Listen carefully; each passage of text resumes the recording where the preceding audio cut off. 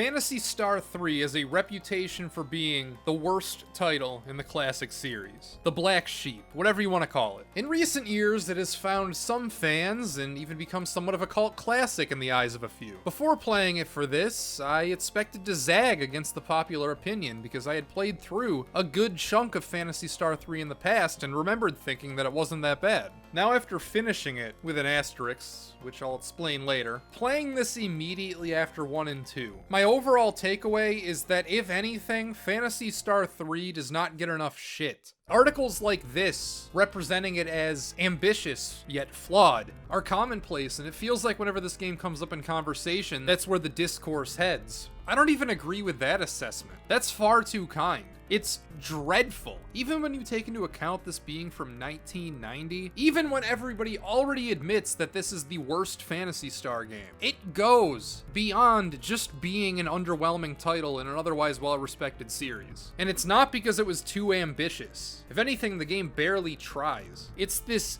bare minimum, half-assed attempt at an RPG. And it's not because it doesn't fit into the timeline or overall stories of the series very well. It doesn't, but that's so far down the list of problems that it doesn't even register with me. It's not saved by its concept or art or world building nearly as much as 2 was either. Cutting to the chase, I have very little nice to say about Phantasy Star 3, so I guess that's where I'll begin. I'll start with the positives. At the highest level, if you take 20 steps back from the game itself, look at it through a pair of binoculars, as a design document, it's a fundamentally fantastic idea for an RPG. Its central gimmick is this branching path system. There's 4 ways to get to the end, and it's determined by who you choose to marry. This is where the subtitle Generations of Doom comes from. You play through a few typical RPG scenarios as a character, then you're given the choice of 2 different brides. You pick one, and then the game flashes forward about 20 years, and you play as their kid. Then it happens again with the son character, and you end up finishing the game as the grandson of who you started with.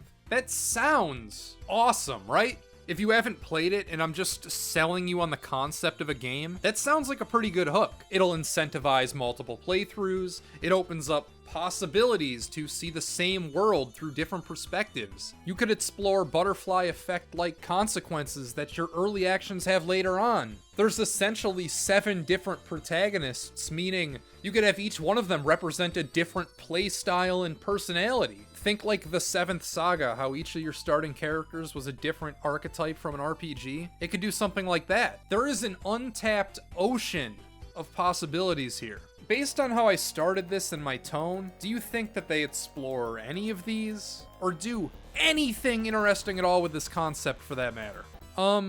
Take a wild guess. Before I even get into the weeds, fundamental flaw number 1. Phantasy Star 3 only has 2 save slots. 4 branching paths and only 2 save slots. My plan going in was to use both save slots simultaneously through 2 generations, then branching off for the 3rd and knocking out 2 of the final scenarios at once. Then to restart and do the other half of the family tree. Well, I got halfway, I finished 2 scenarios, then I restarted, replayed the 1st generation, and made it a little bit into the 2nd, but the way the 2nd generation started on the other side of the family tree made me realize that I was so disillusioned with the whole thing that I didn't even want to bother with the rest of the game. I'm fairly confident I've seen everything I need to see. If that makes me a fraud, if the good half of Phantasy Star 3 was the half that I skipped, then I'm sorry. It's not that I'm not willing to go the extra mile. It's that I'm not willing to do it for this game. But we're not there yet. This part is supposed to be about the positives, and we're going to keep it positive. Let's go over the other thing that I liked. When you first boot it up, there's this initial jolt of the game not being sci-fi at all. What sets this series apart from Dragon Quest and Final Fantasy was it being the futuristic, high-tech alternative to those series. But here in 3, you begin the game in this poor fantasy-styled imitation, and that's fantasy with an F, not a PH. It's traditionally medieval, which if you think about it, actually kind of makes sense after the ending of 2. Remember how the world was basically screwed because they destroyed all of their natural resources and then became too reliant on an evil supercomputer to control their lives? It's a video game adaptation of that saying about World War IV. You know, I don't know with what weapons World War III will be fought with, but World War IV will be fought with sticks and stones. It's like they're continuing on with that whole concept. Its medieval setting is a testament to how humanity finds a way to survive. We're not at full strength.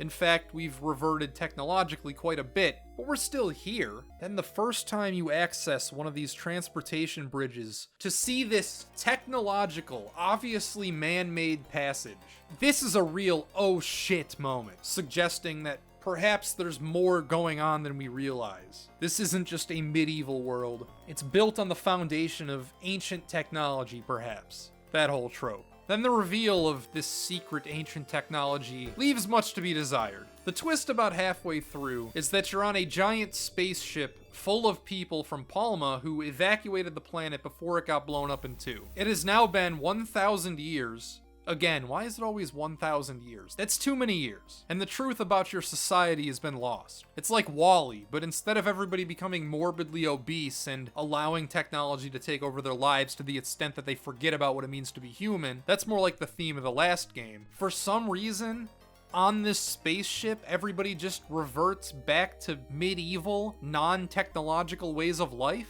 Why? You're on a fucking spaceship. It doesn't really make any sense. It's not like they would have unlearned how the technology works. And one would think that in the world of Phantasy Star, that this self-sufficient spaceship they find themselves on would be A, the safest and most prosperous society in this post-Mother Brain algo system, and B, a huge destination for everyone stuck on the dying Motavia. The way they tell you this information is also laughable. See this line of NPCs? They're just in the middle of some town. Let's call this exposition row. One by one, you just talk to them, and a little bit more of this cutscene plays. I just think that it's incredibly funny that instead of one character with some build-up telling you the history of the world, it's a group of old men hanging out in the center of some random town. And the way story bits are portrayed to you in this game are the laziest shit. This row of old men NPCs is pretty much the only noteworthy thing that happens, because most of the time, character-on-character dialogue is on this ugly baby blue screen. The game doesn't have that many of these dialogue moments, but every time they happen, it's always the same screen. And for that matter, every time you get married at the end of a generation, they reuse the same wedding screen. It's like they made it black and white so they wouldn't have to recolor everybody's hair. This whole game just reeks of cut corners, and I'm gonna say it, a lack of ambition. But wasn't I talking about things that I liked? I guess that was hidden in there somewhere. Yeah, it was the initial jump you get when seeing this screen. That's the positive. Then you realize that they reused this aesthetic for half the dungeons in the game, including the final one, and it becomes much less cool. But you can't take away the first time you stumble in here. That's a real memorable moment. The last nice thing I can say about Phantasy Star 3 is kind of a backhanded compliment. It's that the game is incredibly easy. 2 at times devolved into level grinding the video game. That's about half of what you do. But not here. If you can stomach it, Phantasy Star 3 is something you can beat with minimal to no grinding whatsoever. I never felt the need to keep up with equipment, just whatever I found in chests seemed to be fairly good enough. When I'd get to a new town, I might buy a new weapon or two, but I wasn't about to grind and stick around to get all the equipment. 5 party members seems like overkill for everything, from random enemies to boss fights. It seems like just pure numbers overwhelm them. I never really felt like I was in serious danger from random encounters, and there's only a few boss fights, and they all have laughably low HP. I failed to talk much about the combat in my 2 video, so let's rectify that here, because they use incredibly similar systems. If you hit attack in 2, or the wind-up sign in 3, 3's weird, it doesn't use text for the menus, just these symbols. It'll initiate an auto battle where all your party members attack. Physical attacking is everybody's default unless you tell the game before the round starts to have them do something else. It defaults to auto battle and then relies on the player to make specific adjustments here and there. It's kind of cutting edge and saves time from having to individually select everyone's attack. Battles go really quick in these games as a result, especially here in 3, where 9 times out of 10, you don't even need to worry about doing anything other than attacking. Those sadistic dungeon designs from 2 have been replaced by some of the most simplistic corn mazes imaginable. Phantasy Star 3 has some of the most basic dungeon designs I've ever seen. The caves are like real-life caves in that they're not interesting at all. They don't feel like designed areas. They're like one giant tunnel. There's no discernible rhyme or reason. They're just big empty spaces you need to traverse. Then to contrast that, there's these sci-fi areas, which I mentioned earlier, which blatantly plagiarize the Denny's Kids menu. They're simple mazes. Even the final dungeon is just a one-screen, unremarkable, uninspired, unchallenging, just snail maze. I know in 2 I complained about them being over-designed and downright maniacal sometimes, but there has to be some kind of balance between the back of the Lucky Charms box you get here and whatever quantum physics 2 expected you to learn. The most creative dungeon in the entirety of Phantasy Star 3 is the one where you enter through these fountains, where each fountain leads to a different entry point.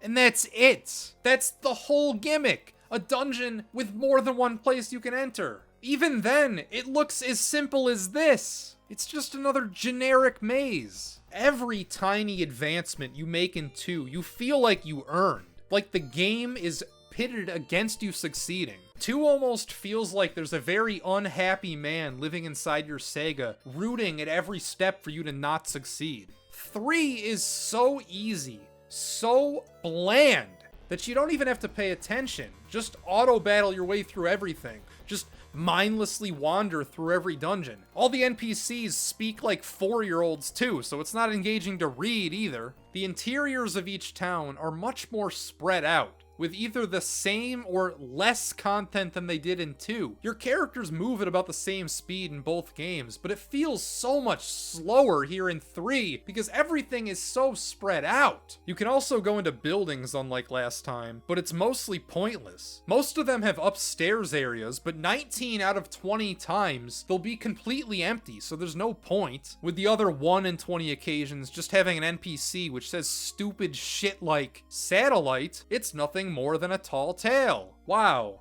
Thanks, lady. I mean, maybe I would get it if you were to put, like, the actual helpful hints up here, but, like, just a bog standard NPC that does the minimum of world building. Like, this dialogue is supposed to say, "There's a satellite?" No, you're crazy. There's no such thing as that. Of course there is, but, you know, the people are in disbelief. It does the job, but this box is like the bare minimum of what they had to do to get that point across. It's so fucking lame. Every town, no matter the location, no matter the climate, looks exactly the same. It's always the same buildings, the same grass. Sometimes there's a fountain or 2 sprinkled in, but that's it. Even here in the snow, look at this. See this town? Yeah, even in the snow, it looks exactly like everywhere else. So much of this game is structured around arbitrary gatekeeping. You know, find this MacGuffin which magically allows you to enter this cave. 2 had a fair amount of this too, but they're explained in more natural and creative ways. For example, maybe you'd need to trade with some native Motavians for a vehicle to cross the water to get to the next part of the game. Or maybe you need to blow up this wall with dynamite, or traverse this mining hole dungeon to get literally anywhere on Dezois. In 3, to get from area to area, it's always a cave, and a disembodied text box just flat out tells you that you can't enter the cave without some jewel in your inventory. That sucks. That's the laziest freaking thing they could have come up with. Put a locked door on the cave and tell me that I need to find a key. It would still be the same lazy design at its core, but it would at least make a little monochrome of sense. This game's claim to fame, the branching paths, hardly change anything from what I can tell. Sure, you start in different locations and have a different character sprite, but that's basically it. The game does have 4 endings, but they're all 90% the same, with the only difference being where the spaceship you live on ends up. In one, you meet another spaceship, and in another, you end up finding Earth, which I guess is a nice little loop and callback to 2, but no matter who you pick, you end up with the same party members, going through the same dungeons, and the same events happen, even if they don't make sense. Watch the Mr. Gentleman video if you want specific examples of that, because I can't be bothered to care about this game's plot enough to do a fucking takedown of it. Your first marriage is essentially picking a side. Before the game starts, an amnesiac woman washes ashore in your kingdom, so naturally you're so smitten by her that you're gonna marry her. But it turns out she's actually the princess to this demon race of people, so they steal her back. And then at the end of the first generation, you're given a choice to either marry into the demon family or stick to your own kind. I probably said it like 5 times already, but the branching paths are a neat idea.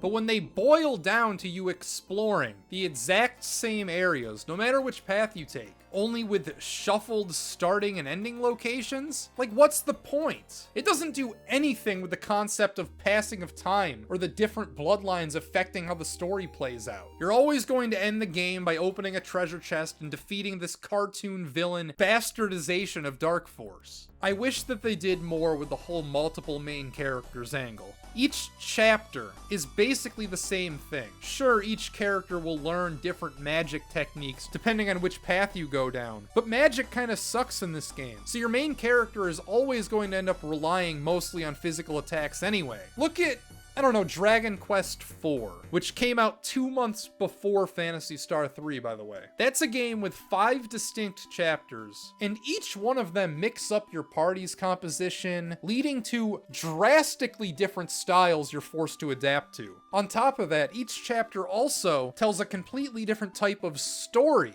and they're all structurally different from a design standpoint too. Phantasy Star 3 is essentially divided into 7 chapters, but they're all the exact same generic JRPG bullshit. Your second and third party members are the exact same in every generation, no matter what you do. In every path, you're still walking around a mostly empty overworld, going through these bland dungeons, visiting the same copy and pasted towns, fighting battles which aren't challenging, and the color of your hair doesn't change any of that. And for a game that is supposed to take place over 40 plus years, nothing seems to change at all in the game world. Towns never change over time. None of them. Not even a little. There's no bit where something is under construction and then after the time jump it's done. There's no kid that you meet in the first generation that grows up to be a well-respected man or the mayor or something. How can you have a game that takes place over the course of half a century where nothing ever changes in the world around you? And why is it that only the main characters seem to age? It's actually kind of hilarious how they handled NPCs from generation to generation as well. I've noticed what they'll do is that, say in Generation 1, you'll go to a town and there'll be 5 NPCs just out and about and you can talk to them. As events in the game render what they say irrelevant, instead of Phantasy Star 3 replacing their dialogue with something that makes sense, they just get rid of the NPC.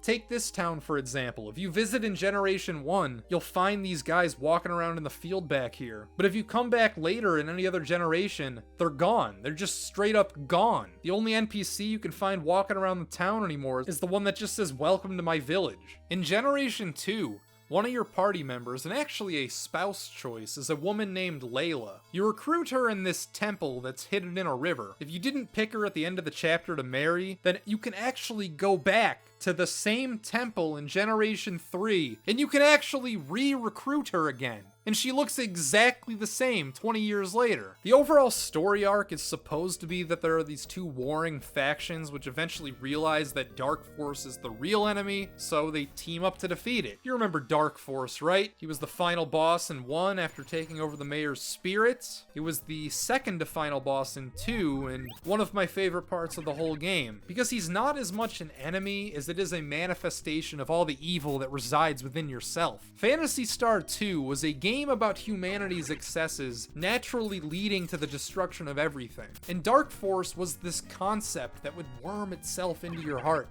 preying on the darkness that lies within. My point being that Dark Force in the first two games isn't portrayed as a literal being that's scheming against you, behind the scenes. He's like a puppet master making everybody do evil things. He's more of an intangible force which manifests itself whenever there's a great evil. Not so in 3. You open up a treasure chest and he has this goofy ass monologue. I am Dark Force, master of death. Your sorrow, anger, and pain are my strength.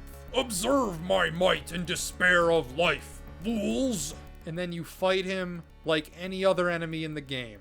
He's not even very difficult. Wasn't it much more impactful when Dark Force actually did use your character's sorrow, anger, and pain as his strength instead of just saying it like it is here? There's no mind games. All Dark Force does is just attack. Sure, in 2, it was a complete RNG fest, but that feeling of helplessness you had in that game got across the emotion of what Dark Force is supposed to be so much better. Dark Force used to be this ambivalent, spiritual thing. It's like you're conquering some unstoppable, ungraspable presence. You're overcoming pure evil, like the idea of being evil. Here, you're just beating down another bad guy, another one to add to the pile. A disappointing finale to a disappointing game.